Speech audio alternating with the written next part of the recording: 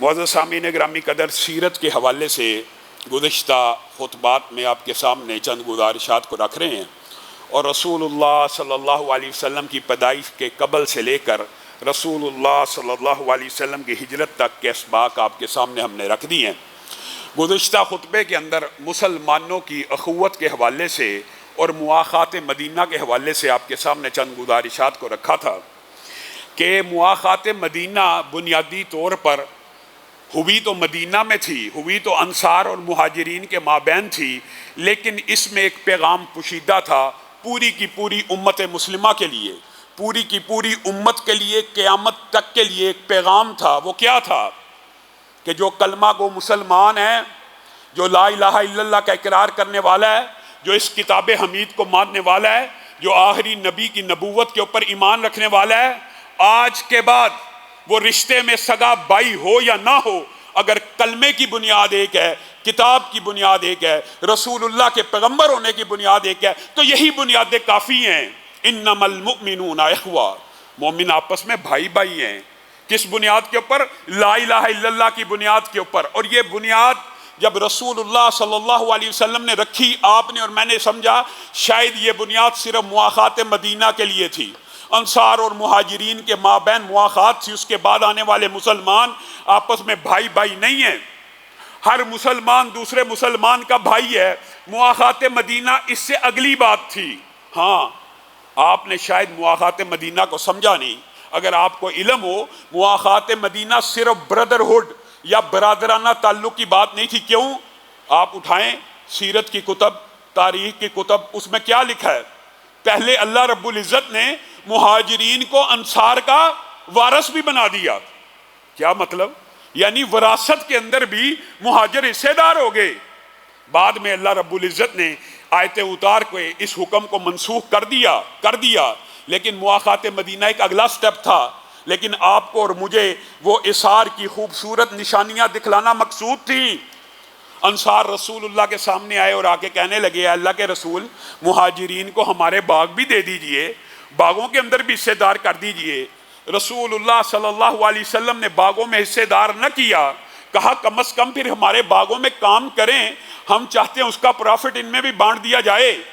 مہاجرین نے انصار کے باغوں میں کام کیا، جب حصہ ملتا، جب شام کو مزدوری ملتی، اٹھا کر رسول اللہ کی بارگاہ میں لے آتے اور کہتے ہیں اللہ کے رسول، انصار تو دنیا جہاں کی ساری نیکیاں لے جائیں گے، کیوں؟ کام ہم تھوڑا کرتے ہیں، بالکل تھوڑا کام کرتے ہیں، ہمارے ساتھ وہ ہمارے سے زیادہ محنت کرتے ہیں، لیکن جب اجرت دینے کی باری آتی ہے، باغ بھی ان کا ہوتا ہے، پھل بھی ان کے ہیں، پیسے بھی ان کے لگے ہیں، ہم مزدوری کرتے ہیں، لیکن جب اجرت دینے کی باری آتی ہے تو حصہ برابر میں تقسیم کر دیتے ہیں، آدھا ہمیں دے دیتے ہیں۔ اے اللہ کے رسول، یہ انصار کیسے لوگ ہیں؟ یہ تو نیکیاں ساری کما جائیں گے۔ رسول اللہ مسکرانا شروع ہو گئے اور کیا کہا؟ ایک صورت ایسی ہے کہ یہ ساری نیکیاں نہ کمائیں۔ مہاجرین نے پوچھا وہ کون سی صورت ہے؟ تو مہاجرین کو رسول اللہ صلی اللہ علیہ وسلم نے کہا وہ صورت یہ ہے کہ انصاری جب تمہیں اپنے مال کا حصے دار بنائے نا، ان کے لیے دعا کے لیے ہاتھوں کو اٹھا دیا کرو اور کہا کرو اللہ تعالیٰ انصار کو بہترین بدلہ دے۔ یعنی رسول اللہ صلی اللہ علیہ وسلم نے کہا ان کے لیے خیر کی دعا کیا کرو، ان کے لیے شکریہ کے لیے دعا کیا کرو۔ کبھی کسی انسان کا آپ کے اوپر کوئی احسان ہو تو اس کے احسان کو اتارنے کا یہی بدلہ ہے جو سنت سے، سیرت سے، حدیث سے ملتا ہے، کہ اس کے لیے کیا کیا جائے؟ دعا کی جائے۔ اور اگر کسی کے اوپر ظلم بھی کیا ہوا ہے اور وہ بندہ گمشدہ ہو گیا ہے، وہ بندہ مل نہیں رہا، ماں سے کبھی تلہی کی یا نافرمانی کی یا باپ سے کبھی ناراضگی کا اظہار کیا، اب باپ تو دنیا سے چلا گیا، کیسے مداوع کیا جائے؟ کیا اسلام اس طرح کے سوشل ایڈریسز کو، سوشل ایشوز کو ایڈریس نہیں کرتا؟ اسلام تو واضح طور پہ یہ کہتا ہے ماں فوت ہو گئی ہے، ناراض، دعا کرتے رہو یہاں تک کہ وہ تم سے اس دنیا میں بھی راضی ہو جائے گی۔ دعا کرو گے تو ہوگی، اس کا درجہ بلند ہوگا، باپ کا درجہ بلند ہوگا۔ وہ پوچھے گا اللہ کس لیے بلند ہوا؟ کہا تیرا ایک بیٹا ہے جو راتوں کو اٹھ کر تیرے لیے دعا کرتا ہے، جو ناراض ہو اس کو بھی دعا سے منانا ہے، جس کا احسان ہو اس کے لیے بھی دعا کرنی ہے۔ مہاجرین کو رسول اللہ صلی اللہ علیہ وسلم کیا کہہ رہے ہیں؟ ان کے لیے دعا کیا کرو۔ اور انصار کی جو خوبی رسول اللہ صلی اللہ علیہ وسلم نے تو بیان کی ہیں اور باتیں تو کی ہیں، سیرت کے باب کے اندر یہ بڑا لمبا چوڑا باب ہے، لیکن اللہ رب العزت نے قرآن پاک میں انصار کی مدح کیسے کیا؟ والذین تبوؤا الدار والایمان من قبلہم بتائیے ایمان تو، ایمانداری سے بتائیے، ایمان تو مہاجرین نے پہلے قبول کیا، ایمان تو مہاجرین نے انصار سے پہلے قبول کیا ہوا تھا مکہ میں. تو اللہ تو کہہ رہا ہے والذین تبوؤا الدار والایمان، اور یہ انہوں نے گھروں کو بسایا، گھروں کو آباد کیا اور ایمان لے کے من قبلہم، مہاجرین سے بھی پہلے. ہاں یہاں پہ بھی اگر آپ علماء کے اور مفسرین کے نقطے دیکھیں گے تو آپ کو سمجھ آئے گی، مطالعہ کریں گے. اگرچہ مہاجرین اسلام اور ایمان کو قبول کرنے میں پہلے تھے، لیکن ان کے پاس کوئی زمین نہیں تھی، کوئی ٹیریٹری نہیں تھی، کوئی ایسی ریاست نہیں تھی جس کے اوپر اللہ کے دین کو نافذ کر دیتے. گویا اسلام کا، دین کا، میرا اور آپ کا جو پہلا مقصد ہے وہ یہ ہے کہ اللہ تعالی ہمیں اور آپ کو کوئی ایسی جگہ دے جہاں پہ اللہ کے قوانین نافذ ہو جائیں. یہ اسلام کی بنیاد ہے جس کو آج ہم نے چھوڑ دیا. کئی مرتبہ آپ کو میں یہ بات کہتا ہوں، ساری رات سجدے میں پڑ جائیں، اس مسجد میں آ کے اللہ کی تسبیحیں پڑھنا شروع کر دے، پڑھنی چاہیے، سبحان اللہ والحمدللہ کہنا چاہیے، لیکن کہتے رہیں کسی کافر کو کوئی فرق نہیں پڑے گا. آپ جب اس زمین کے اوپر، دھرتی کے اوپر اللہ کے نظام کی بات کریں گے تکلیف شروع ہو جائے گی، تکلیف شروع ہو جائے گی.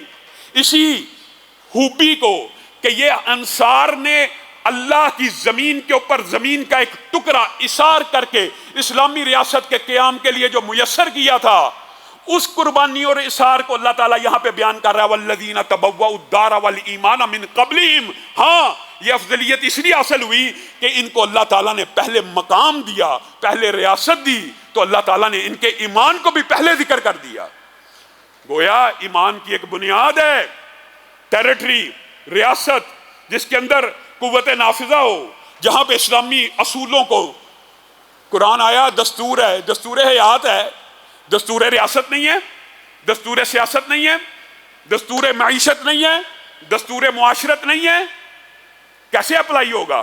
آج ہم میں سے بعض لوگوں نے یہ سمجھ لیا کہ قرآن اور حدیث صرف اپنی ذات کے اوپر نافذ کرنا، اپنے گھر والوں کو کروا لینا، زیادہ سے زیادہ بات، سارا دن رات عبادت کرنا، یہ بھی مقصود ہے، یہ بھی تخلیق انسان کا ایک مقصد ہے، اس سے انکار ہم نہیں کرتے.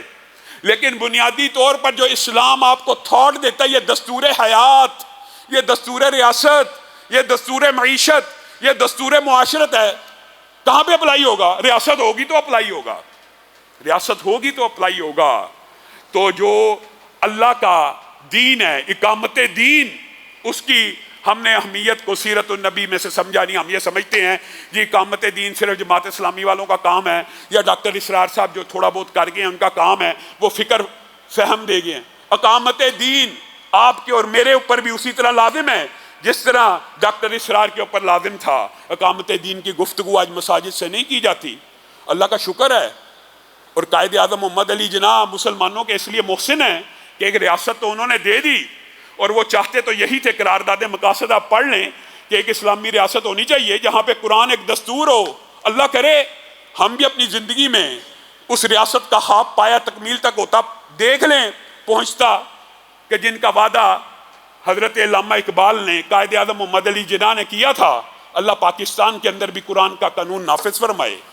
اور اللہ کا شکر ہے کہ کم از کم اسلامی ملک نام کا چاہے ہو، دستوری اور آئینی طور پر پاکستان کا آئین اور دستور اگر آپ کریں نا، ٹرو لیٹر اینڈ اسپرٹ اگر آپ کے، کہ اگر لکھائی میں دیکھا جائے تو اس سے زیادہ اسلامی دستور کوئی نہیں ہو سکتا. کیوں؟ پہلی شک ہے قرارداد مقاصد دباچہ ہے کہ پاکستان کے اندر کوئی آئین قرآن و سنت کے خلاف نہیں بن سکتا. بنتے ہیں، اس بات پہ انکار نہیں کرتا، لیکن آئین میں تو لکھا نا نہیں بن سکتے.